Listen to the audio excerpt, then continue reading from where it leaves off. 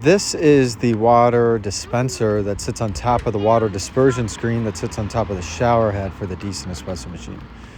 So on the far left is a little divot. That's where a temperature sensor goes. And on the far right is a hole where another temperature sensor goes. The middle is where the screw goes, and the water goes around that ring indentation, which then goes into the inlets.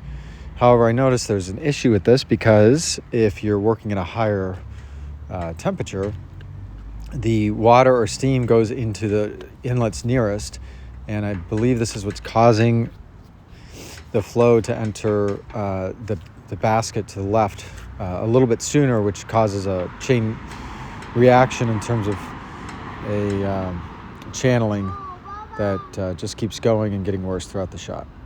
So this morning I set it down on the counter and I just slowly poured water in to see how the water would go, and the water fills up the circle, is fine, but that one had a little bit of an angle. However, this one was straight up and down, and the water, once it fills up to the top, the first place it goes is the first inlet. Now, I'm aware that this isn't in a machine, so it would behave differently, but until that part is pressurized with water, water's going to the nearest path, not evenly to all paths. So I put the piece back on and it's more clean now. And then I published an article about adding salt to green beans before you roast them. So unfortunately the experiment didn't turn out well, but I try stuff and if it doesn't work, I still publish it. So I went back to the drawing board. How could I change the flow of the water? Because the part isn't going to get changed anytime soon, and I want to keep developing my profile. So I looked towards paper. A lot of people have been putting paper on top of pucks. I didn't like it because it seemed to increase side channeling for me on my lever machine. So I thought, what about if you cut a paper into a strange shape? So the triangle, the tip should go where the channel really comes in on the left side and spread out to the right, but I have to be mindful that I don't want to get it all the way to the edge because I don't want to cause more side channeling. I really want to pull the water away from the left side and redistribute more evenly. So I thought I'd give it a try, and that's all my shots today used that. I still stuck with an older profile, about 10 profiles back, because I knew it worked pretty well even with this left side issue. And that's the same profile I used today. So this one pulled to the left again, but not as bad. And in terms of extraction yield, it was still, it was better. It was more in the range of I expected it to be, which is around 18 to 19% extraction yield on like 12% TDS. And part of the change as well is that I'm using the S-Works dispersion screen, which works a lot better, but it also accentuates this problem coming from the water dispenser above. So then I decided, I got to pull another shot. So I went to a standard Arabica roast that is about 2 weeks off roast. So it's Ethiopian and Guatemalan. And this poured much more even. There were still some spots. So I wonder how I can do a better cut on the paper to get more even, because you want something that doesn't channel. So I just want it to be even flow, but I want it to not cause it to channel the other way. But there's still a little bit it's still pulling a little bit to the left, especially that really bright blonde spot on the very left. Looking at the top, you can kind of see the indentation where the paper was. And then I roasted some sourdough processed beans. So I did 2 sourdough processed beans. This is the Arabica, and then I did Robusta. However, these were under roasted. One of the issues is that the beans just, it's hard to hear when the first crack is, and they turn a darker color, so it's kind of hard to tell by color.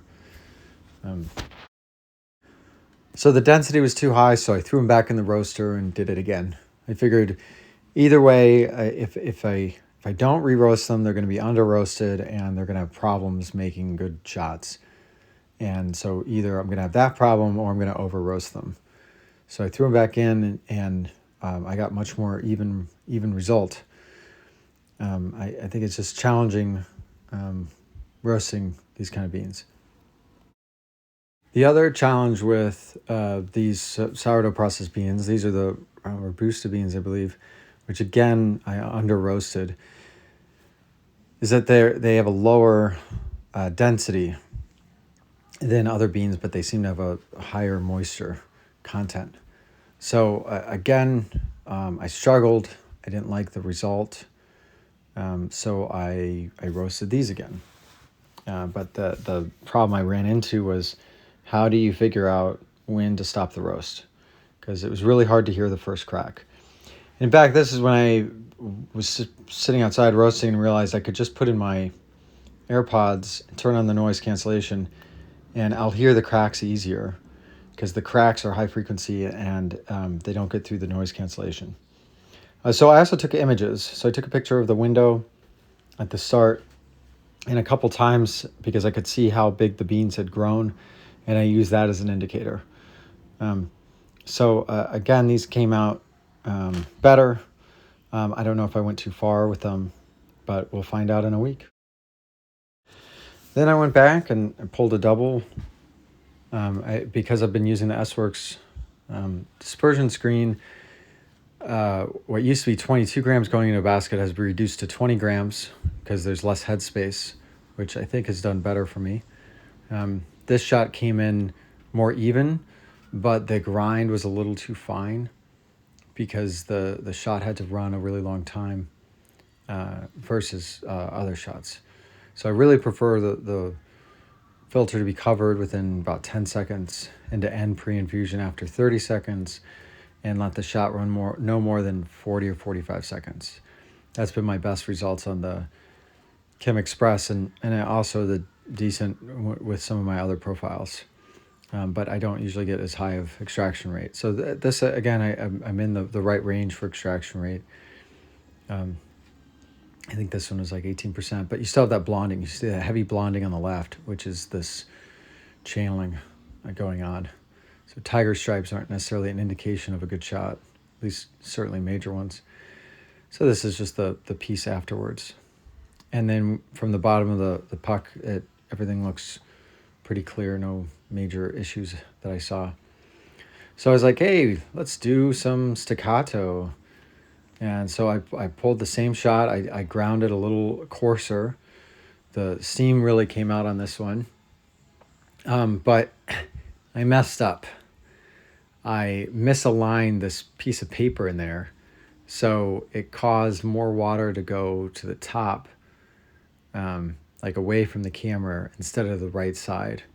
So it still channeled to the left, not as hard to the left as before, but still it was a little challenging.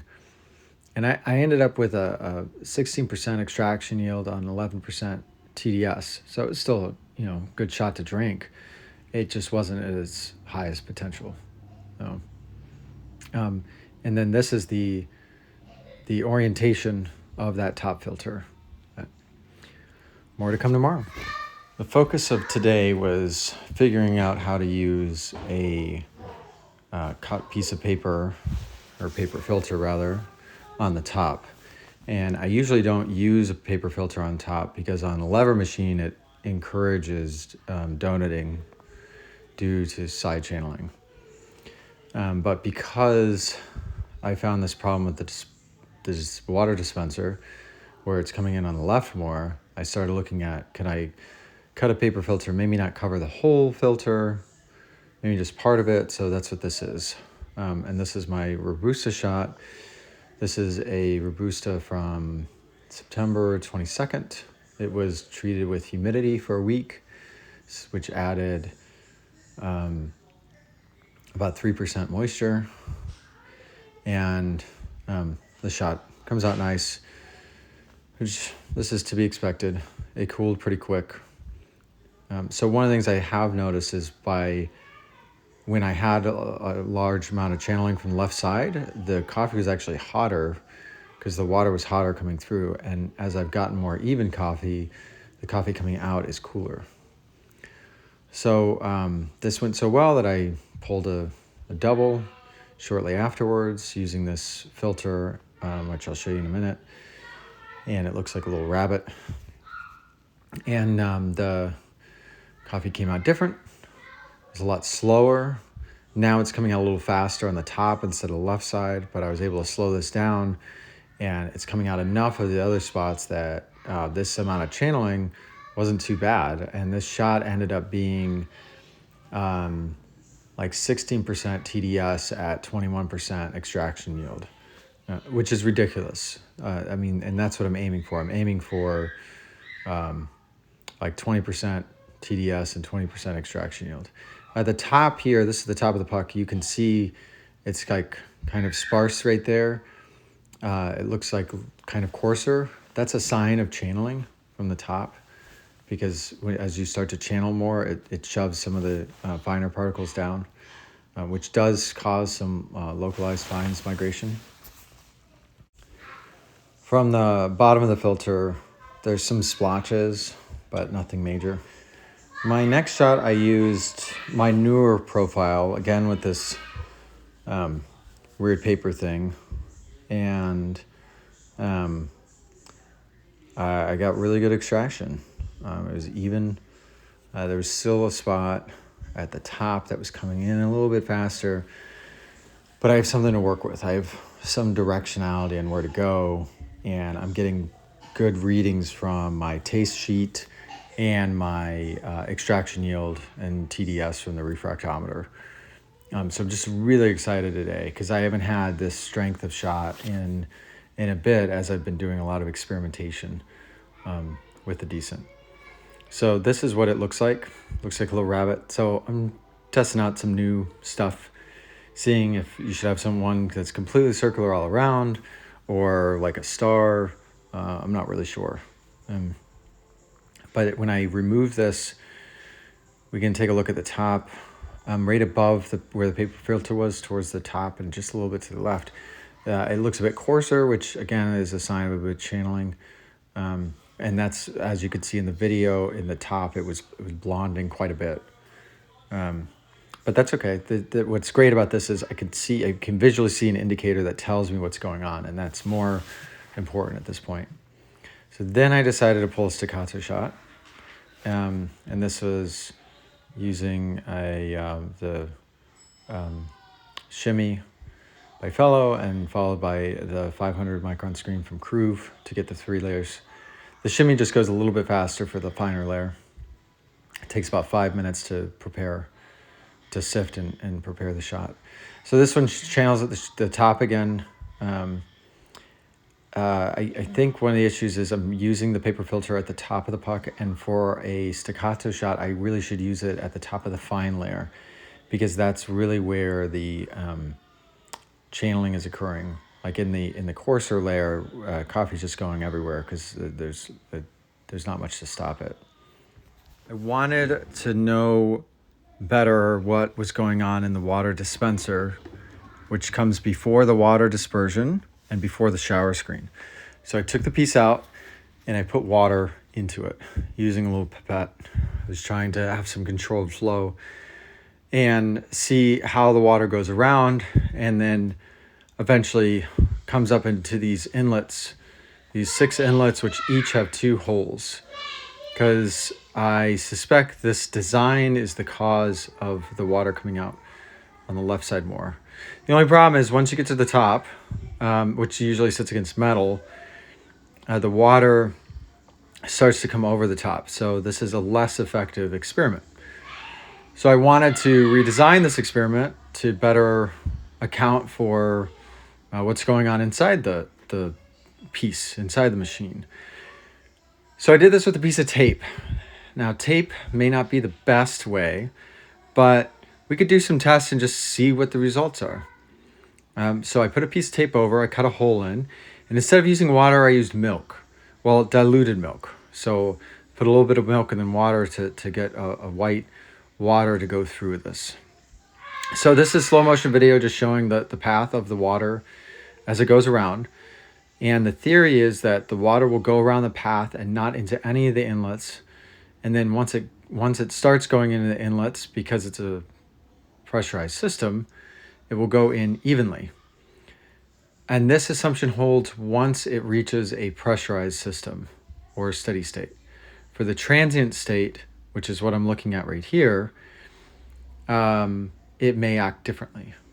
So in this is the first test, and I did a few of them just to kind of get an idea of what's going on. Does the water come through evenly? Does it go more to the left than to the right?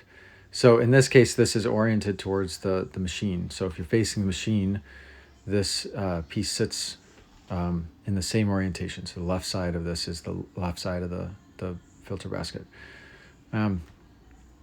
So it doesn't quite go into the inlets evenly. And that isn't normally a problem if you're doing like a high flow.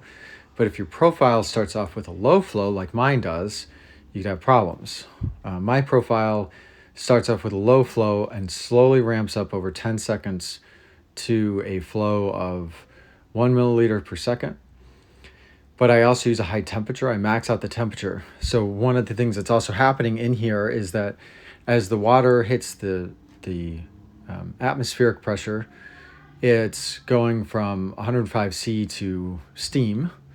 And this could actually happen for water that's below 100 C, because temperature is an average of the kinetic energy. So some particles may have enough kinetic energy to vaporize. It's just the when you're closer to 100 C, you're talking the vast majority of them have that amount of kinetic energy. So in those cases, the steam would shoot through this to go the shortest path. So unfortunately, I don't have a test right here for steam, but that would also be cool. So in this test, the milk came in. I was surprised. I think in one of the tests, a bubble forms. Now the pipette in this case is pushed slightly off center. I realized this after I started the test, but I couldn't do anything at that point. So what happens is it starts to fill the top two inlets first. So that's at which point you're filling the top two inlets. But what's interesting about here is you're not filling all the inlets at the same time. You'd like to, but it's just not the case. So at the very least, this assumption that you're filling all these inlets at the same time seems to be troubling. So I know this isn't the best test, but the point of these tests are to show that the design could go through some better runs for unit test and better understand if you're consistently off by the same amount on one side versus the other side, then it will handicap certain profiles, like my profile, to where it won't perform as well. So this continues to be seen in the rest of these, where I stick between the last one and this one, I just rinsed it out.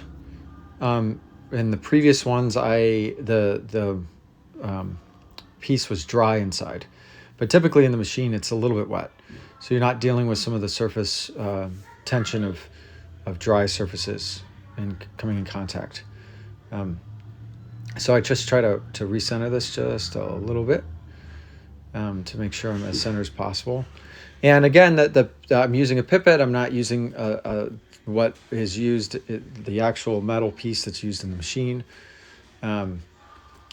So this is just an exploratory test, and it's not supposed to say this is a terrible design. It's to say this design could be improved. And that improvement could potentially affect other people that don't necessarily see they have a problem. So the water's coming in here, and it goes in the bottom left first. and it goes on the bottom. So, I wonder, there could be a slight offset in the bottom ones. But this goes to my point that it's going out the left first. And in this case, I also have, it's yellow underneath. The previous one was on the countertop or on a paper towel. And this one is on a piece of plastic to prop it up so the liquid will drain. Because if it doesn't drain, then you have an air bubble that'll get stuck there. So then the tube came up a little bit and it ended up pushing a little bubble through. I did one last shot, which was like the regular shot. This again came out very strong in extraction yield and TDS. And I used a slightly different paper, which I'll show in a second, which is more like an oval. And I think I'm going to use regular shots at the moment until I dial in the profile well enough, and then start tweaking it for staccato shots. Actually, this shot isn't just a regular shot, it's a staccato tamp shot. So that means I dose it, dose half, distribute, tamp, then dose the second half, distribute the second half, and tamp the second half. And this is what the paper filter looks like at the top. So it's off-centered to try to pull water over. Anyways, come back tomorrow. So I started today trying to use a whole paper on top instead of a odd cut. Previously with a lever machine, it would cause water to go to the sides faster because it's bigger than the shower screen. But I figured this would be a good starting point. So this Robusta shot came off a little bit higher in extraction than usual. And it looked good. There's still the blonding from the left side, which is still indicative of this problem. But there was still some issues using the single basket because the grounds at the edge, the extracts are getting stuck in there. So it's almost like you had channeling through just the center of the puck, because usually I overpack the basket. So I'm going to have to make some adjustments to that single. So then I used the same top paper for a regular shot. The nice thing about the top papers is they don't get too dirty, so it requires a lot less cleaning. So this shot pulled pretty nice, pretty even, and in terms of extraction yield, it was high. This one was like 20% on like 14% TDS. So it was a good tasting shot, but it gave me some ideas on what I could do next. Then I took a quick break to make this funny video about my kids' espresso machine. Introducing the latest innovation in super automatic espresso machines. This is the next generation of espresso machines. Even though it has a few deficiencies like a small water reservoir, it does its own grinding, and it has 3 modes, and it is nicely sized for the kitchen. It's also very low powered. It can fit a scale underneath so you can weigh your coffee as it comes out. Let's pull a shot real quick so you can see how magnificent it is. I'm just going to run water through it this time just so you can see it coming out, because I already had a coffee this morning. But this coffee machine will change your life. Now, this is not to say it's all positives. There are some challenges, like I can't fit my Cruve cup underneath. I tried really hard. And the steam wand is a little finicky, but it worked well enough. So coming soon, also, I'm going to do a comparison to the Decent Espresso machine. So we're going to see how that goes. So I made a donut paper filter. So it looks like a donut. It has a hole in the middle. I used it first in this imprecision basket that I made, where I took an old basket and I used a pin and poked a bunch of holes in it, or made the holes bigger rather. So it's not precise, but it still can get high extraction. So there is some channeling in the center here, and you know, it was just a basket I was using to get a little bit lower of a dose, because I think I did like a 14.5 grams on this. And then I pulled another shot right after. This is the shot I gave to my wife in milk. So this is what the donut looks like. It's not as circular in the center as I'd like it to be, but I just threw it in there. And then I pulled the shot. The shot came out ridiculous. It's a little bit over 24% extraction yield on almost 19% TDS. So the input was 20 grams, a little more than 20 grams, and the output was a little more than 26 grams. So this is just a ridiculous shot. And I think I'm on the path to continuing to have great shots. And I took a picture of the refractometer because I couldn't believe it. And even the bottom of the puck, it doesn't show much because almost everything's extracted. So I cut off the edge a little bit because I'm worried about having too much water going to the edge from the paper filter, and then I still made the donut. This shot, the shot I used it on, I decided to pull a shorter shot. So the previous shot was 1.3 to 1 ratio. This shot is a 1.1 to 1 ratio. So it was 20 grams in and 22 grams out.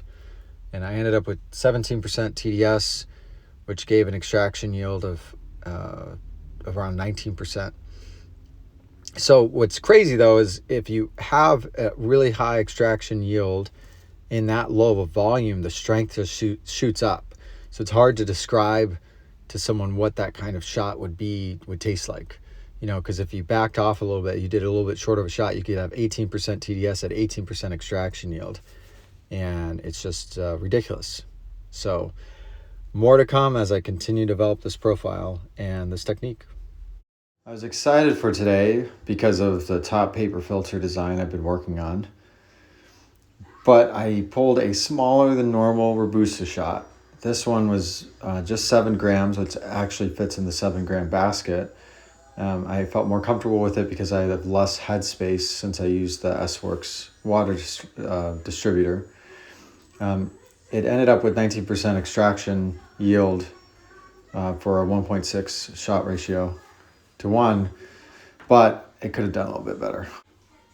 I did a roast today using a lactic maceration green beans from Chromatic Coffee, and I roasted them longer than I normally do, like way longer, because usually yeasty beans end up going a bit longer before the first crack ends. So it actually took like 5 minutes for the first crack to end. So we're gonna see how they taste. They seem to look really dark relative to what I normally get, but I'll try to keep an open mind. Then a Decent Espresso asked me to do a couple more tests because I was complaining about the water dispenser. So this test is at 90 degrees Celsius at 4 milliliter per second flow. I don't know, I think it comes out a little uneven.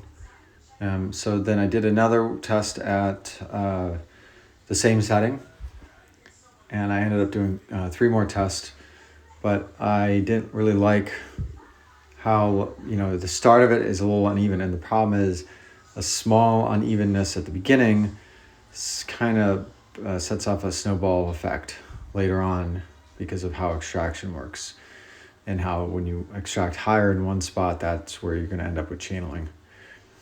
So then I did the same test. Then this one was 90 degrees C at 0.1 milliliters per second, because that's where I'm really having trouble at the low flow rate. So it was coming out, but it comes out a little gelted.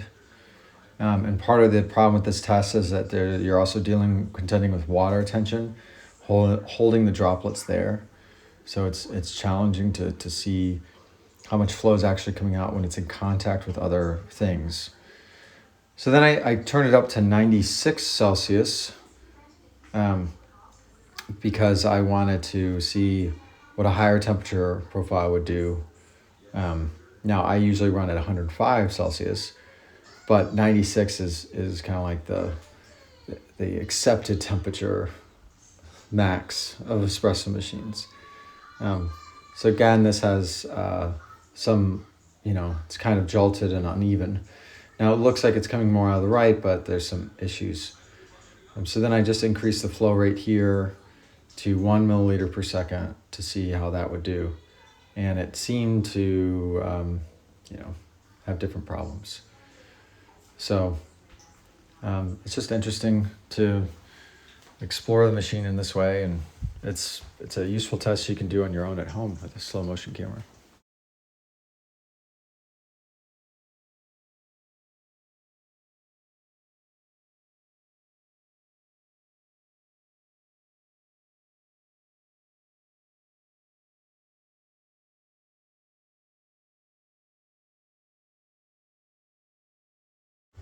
So I went to a little bit lower temperature because I wanted to get to a profile that other people would be able to use easily. So I still had good extraction yield. I still was at about 19% extraction yield at 17% TDS. So it's a really tight ratio and a really high extraction. But I still saw some effects that I was like, what's going on there? So in this case, it's hard to see, but there is a bunch of side channeling. It's going blind. So when looking at the puck, the middle of the puck is darker, while the sides are lighter, which means that the sides extracted more than the middle. And I started thinking about the temperature of the basket. And when we think about side channeling, we think about the friction of water going against the basket, and maybe that's what causes side channeling. But I wonder how much of side channeling is caused by temperature. Because as the hot water goes in, it heats up the metal far faster than the coffee. And as a result, the coffee next to the metal gets heated up a lot faster. And from experiments, we know that the hotter the coffee is, the higher it extracts, which means that if you have hotter coffee in the sides and the middle, the sides will extract faster and you'll start this chain reaction. So I took this 20-minute video and I compressed it here to show the temperature of the basket in the center and the outside. And you can see the center is always at a lower temperature than the outside. And you don't lock in your basket for that long, but part of my question is if you lock in your basket, there's definitely a difference between like 1 minute and 2 or 3 minutes of keeping a basket locked in or using it immediately. So I pulled another shot. This shot had the basket locked in for 4 minutes before. It pulled much more out of the center than before, but and it had about the same or slightly lower extraction yield at I think it was just over 18%. And the puck looked fine, except I ran out of that coffee, so now I have to restart in some of these experiments. So I pulled one more shot today of newer coffee. This is coffee that's about 2 weeks old. So I humidified it for a week and then let it sit for another week because I've been going through other coffees. And I blocked in the filter and went. I extended steam pre-infusion by 2 seconds, but I still ended up with a good chunk of side channeling. So I'm trying to figure out maybe if there's a better way to modify the paper filter to help reduce that. And I wonder if shrinking the paper filter would help that or not. But I'll have more tests coming up, and I feel like I'm definitely in the range where I can get back to comparing this machine against the Kim Express. I started the day with a Robusta that I went too far with in the roast. It's almost at a second crack, and I had difficulty figuring out where the first crack was because I added some moisture to it to do some testing because I've been in the middle of Robusta testing. So it still tastes great in milk. The shot still came out pretty high in the extraction, I think like 19%. It looked beautiful, had really nice crema, but it was too much. Then I made a shot for my wife this afternoon using just my regular roast which is coming out really nice. So this is with this top paper filter cut like a donut, and I'm trying to work through a few things on grind and adjusting my profile down to meet everybody else. And also, like, one of my main investigations right now is I'm trying to understand side channeling with respect to the temperature of the basket and the temperature of the grounds. So to test this, I took a basket, threw it in the freezer, and I prepared it, and I pulled a shot with it. It wasn't obviously as cold once I put it in, but I know from previous testing that if you have the coffee cold before you put it in, it gives a different performance. But part of that was also the basket being cold. So in terms of extraction yield and taste, they were about the same as the previous shot like this.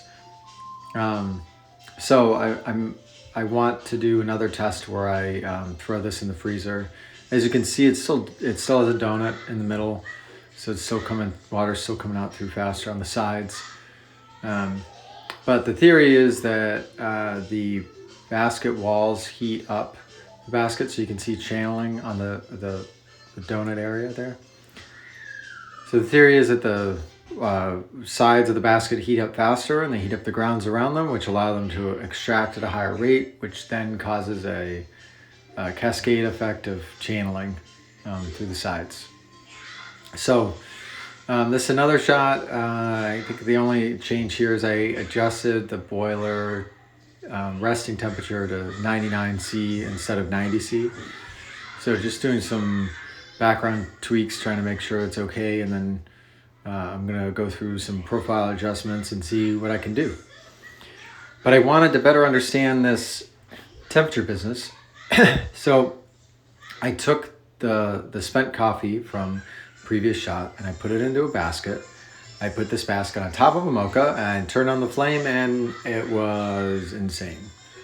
So I turned off the flame and I put this whole setup on a pan with the intention of, I want to see if you start heating up the side of a basket, will you see the temperature effect? So I took the basket, the mocha pot, to boiling, and then I put the basket on top. I put painter's tape on it so I can kind of get some bit of signal off of it. And I took some grounds TDS values afterwards, which showed that solubles were actually pushed up to the top with the steam. No water was flowing through this. The water level was at the escape valve line, so only steam was going through the basket. And the basket was slightly uneven, so steam came up at the top a little first.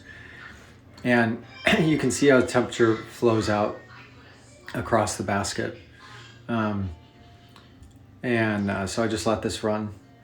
So these results are just interesting. I feel like I'm collecting little bits of information that, when combined together, give a pretty good idea of what's going on. And I think it's some of these variables that just were not explored before, especially the basket being metal, So and after this, I took a picture of after I turned the flame off, I just took a picture of the puck in thermal. And it shows the sides are a little hotter. So come back for more weird stuff tomorrow. So this morning saw some adjustments, but the extraction yield for most of my shots was a little bit down as I've been tweaking the profiles. But I'm down to a lower ratio of 1.1 to 1. So my extraction yields have been around 16 to 17%, as opposed to what I would prefer, which is like 20 to 22%. This for boosted shot turned out all right. I was playing around with, if I pause the after the steam pre-infusion and don't do anything, what happens. Then I did some tests, because I've been talking to Decent Espresso and trying to understand how water's coming out the dispersion screen. This isn't the part that came originally with the machine. This is the S-Works part. And so I looked at a couple temperatures and flow rates to understand how water was coming out. I was actually disappointed.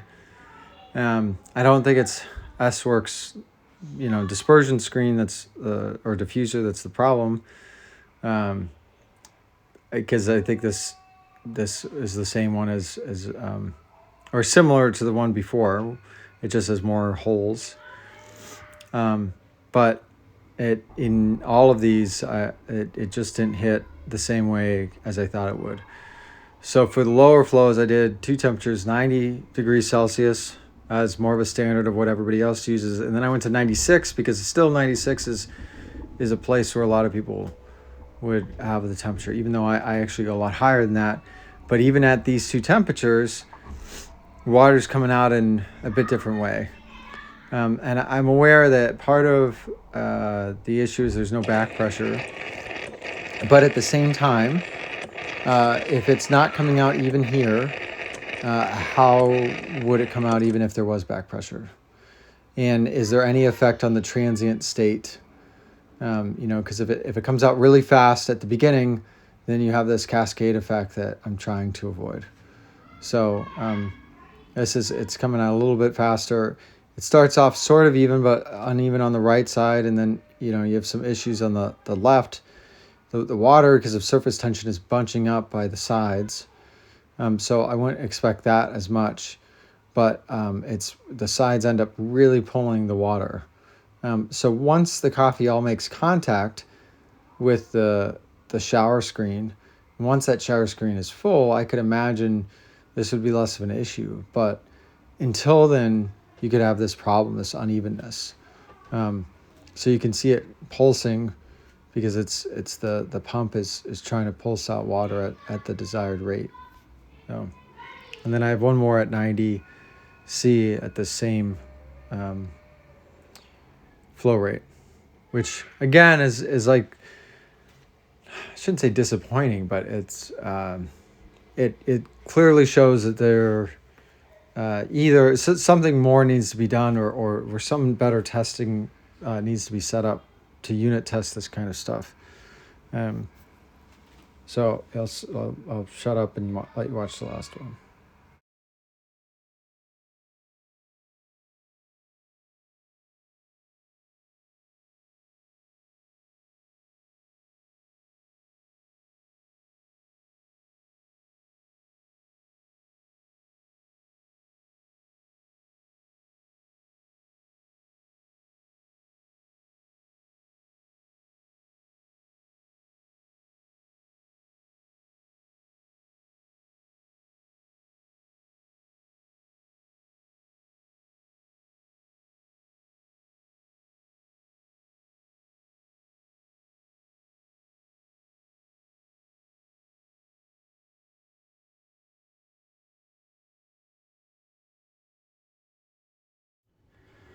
So I decided I needed to repeat the water dispenser test because where I was putting the water in was just to the right of where I'm putting it in now, which is where the temperature sensor goes.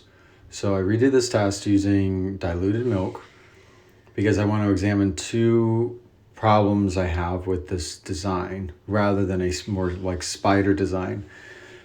One is that the holes on the left side end up getting water going through them a little bit sooner than the right side. In a high pressure, high flow system, that might just be a transient problem, but it still causes a cascading problem in terms of the puck having channeling a little bit more on one side than the other. The other problem is that you have two streams of liquid that run into each other, and these are slow-mo videos, and I'm not trying to get really high pressures here, but when they run into each other, there will be turbulence. So here is, first a lower level liquid goes around and then kind of ends up going on top. And they all hit the points around the same times, but there's a little bit of unevenness there.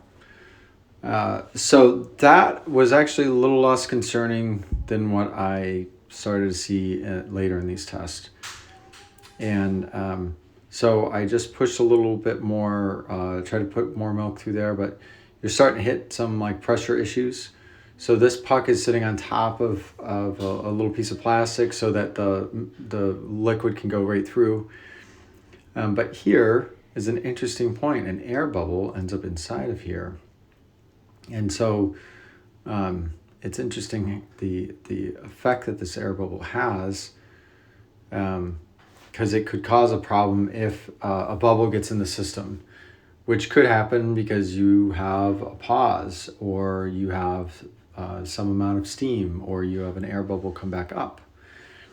But so now in this case you have two air bubbles going around, and then when more liquid gets pushed through, the air bubbles block the liquid because of surface tension to those two parts, and you're not seeing liquid flow around them.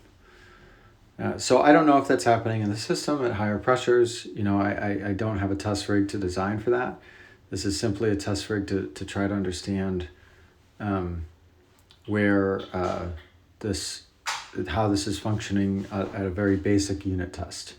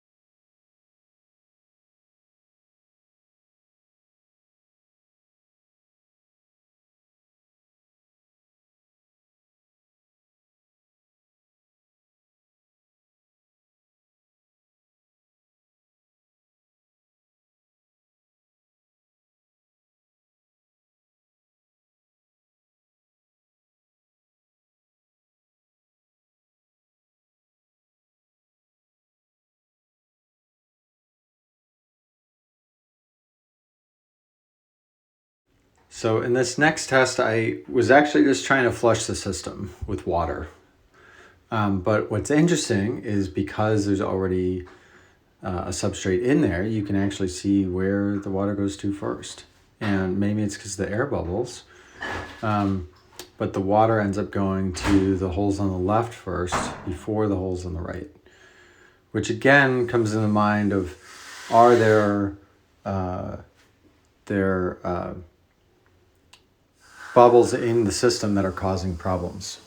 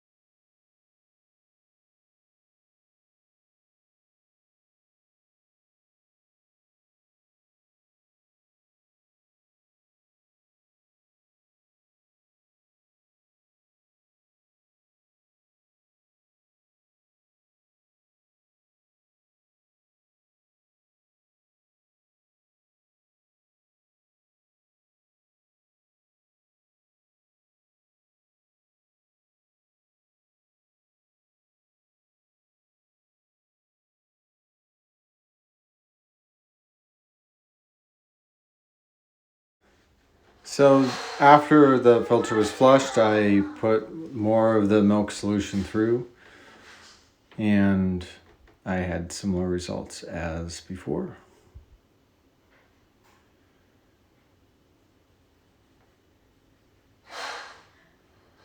So we have a little bit of back pressure coming up because there's an air bubble in there that's kind of tricky, but so it goes around in the loop and then it goes in the left side. Part of this is because you have an air bubble that's trapped. And so the question I have is, how often do air bubbles get trapped in the actual machine? And do they cause the same problem in the machine? And if they do, would the same problem occur if you had a spider legs type design? Because I think with this design, when an air bubble gets trapped, if you push on it one way or the other, it doesn't necessarily force it to get out.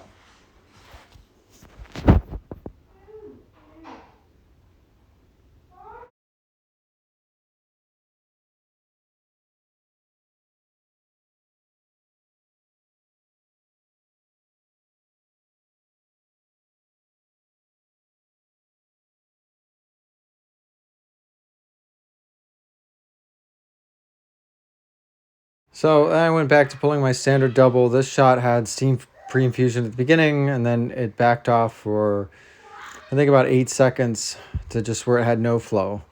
I was hopeful maybe that would do something interesting, but I think the problem is it's doing whatever it's doing in the middle of the puck, it's also doing at the sides of the puck in terms of giving some initial heating. And the shot pulled okay. Like it I think one of the issues I've been having is I pause the shot, I do a bloom, and the problem is during that bloom you're again affected by this transient state, which makes me think that the decent espresso machine doesn't do well at the bloom as well as it should, because it then gives you this repeat of this transient state problem. So from the top, it looked like a tiny bit of channeling through the center, even though, or even in the puck, it kind of shows a little bit in the center. There's like a donut shape for the dark area. So I pulled another shot. I went back to an older profile, just like a couple profiles back when I hit the crazy like 24 extraction at like 18% TDS. Again, it starts out really nice, solid, but it flows a little fast and it kind of donuts there on the outside, and it's slightly concerning. But again, all of these shots are actually very delicious. So this has not been a difficult tuning in the sense of being frustrated that my shots taste like garbage. So this one very clearly, like in the center is where it's not flowing, and on the outer ring is where it flows really going and extracting everything. So this shot actually ended up with a channel on the backside. I've been toggling with the paper filters on top. One thing I'm not sure about is how many times of use can they go without having big problems. But it starts off okay, and then at the top there, it starts to channel, which it's still flowing through the rest of the shot. But like when you can see the puck at the end, it's like night and day. It's pretty interesting. Delicious shot, but it was like 17% extraction yield at 14% TDS. So it's still a very strong shot. So as you can see, the top is where everything came from. Anyways, come back tomorrow for more. Today's experiments are mostly focused on using a cloth filter on top instead of a paper filter. I previously had a lot of success with cloth filters on the bottom or in the middle of the puck. However, they are hard to maintain. When they work well, they work extraordinarily well, but they're not good consistently. And I thought maybe a top filter, it might work better than a paper filter. So this is my morning Robusta shot. The flow seemingly came out okay. I didn't notice any problems. However, the extraction was really low. What's odd is that it tasted pretty good. It tasted actually better than this roast usually tastes, and this roast is now over a month old. And I think it's because it ended up extracting through the center. So this is 12 grams in a single basket. So you can see the dark ring around the sides. And when I popped it out, you could see the dark ring around the sides. In the middle looks all pretty even and okay. And then from the top of the puck, you can see that the center is extracted and the channeling bits are at the sides. Same with here. It's kind of crazy. Then I did a little roast this morning of a roast that Yver gave me the beans from Chromatic, and these beans had some issue during transport. They smell really delicious, and they were lactic maceration, but I suspect they're gonna have a weird taste, but I'm roasting them anyways, and I'm gonna see. This was my next shot using this cloth filter. The steam isn't coming through as it normally does during the steam pre-infusion, and I'm not surprised. I think this is the same issue that the metal mesh screen had. The coffee kind of seems like it comes out okay, but it still comes out in that back spot, and this leads to this one-sided channeling, which I've struggled with before. And the paper filter usually has been a good workaround for the shower screen issues. When I pull the puck out, the top looks great. The bottom doesn't. But I think the other problem is this is the same 20 grams and the cloth filters are thicker. So I went down to 19 grams for this shot. But I still encountered a similar problem. The extraction yield went up by 1%. So the previous shot was 16%. This was 17%. Both were on a 1.1 to 1 output ratio. And the problem is by the time I cut the shot, like you had so much channeling from the one side that it wasn't advantageous to pull a longer shot. However, the bottom of the puck looks wild as a result, almost like a half moon. So then I cut a center hole in the top. This is after the shot, but I forgot to take a pre-shot photo, so I'll show it before.